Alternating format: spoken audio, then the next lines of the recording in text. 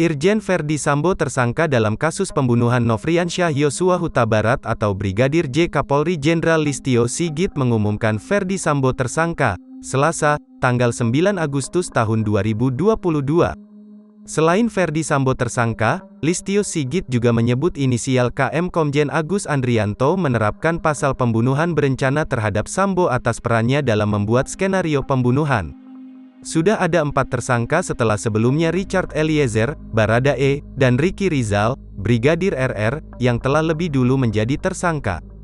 Sejak kasus ini diungkap tanggal 11 Juli tahun 2022, Polri menyebutkan, Brigadir J meninggal setelah baku tembak dengan Baradae belakangan, disebut tak ada baku tembak dalam peristiwa kematian Brigadir J. Agus mengungkapkan peran masing-masing tersangka ialah, Barada RE melakukan penembakan, Brigadir RR dan KM turut membantu dan menyaksikan penembakan, Irjen Pol Verdi Sambo, menyuruh dan membuat skenario seolah-olah terjadinya tembak penembakan. Pasal yang diterapkan ialah Pasal 340 Subsider 338 JO 55 dan 56 hukuman mati, penjara seumur hidup, atau 20 tahun penjara.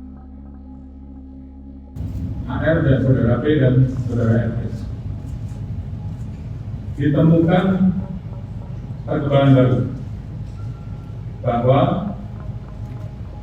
tidak ditemukan, saya ulangi, tidak ditemukan fakta peristiwa tembak menembak seperti yang dilaporkan. Saya ulangi, tidak ditemukan fakta peristiwa tembak menembak seperti yang dilaporkan.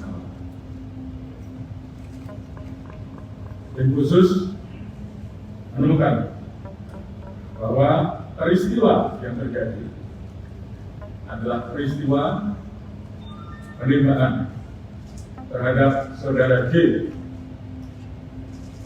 yang mengakibatkan saudara J meninggal dunia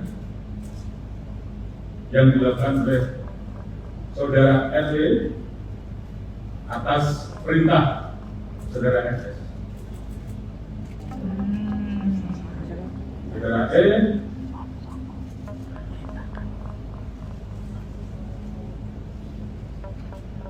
telah mengajukan sisi dan saat ini itu juga yang membuat peristiwa ini menjadi semakin terang.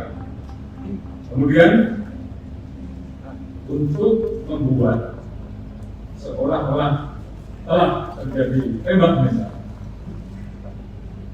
saudara FS melakukan penembakan dengan senjata milik saudara C sendiri berkali-kali untuk membuat kesan seolah telah terjadi tembak menembak.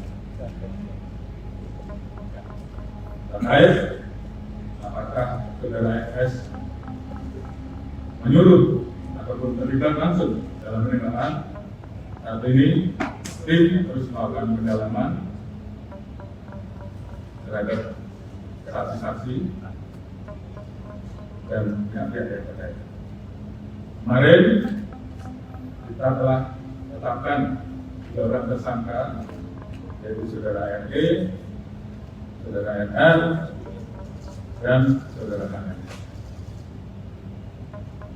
Tadi pagi dilaksanakan gelar perkara dan tim sus telah memutuskan untuk menetapkan saudara FS sebagai tersangka. Bisa ulangi, tim sus telah menetapkan saudara FS sebagai tersangka. Jangan lupa subscribe, share, komen, dan like ya.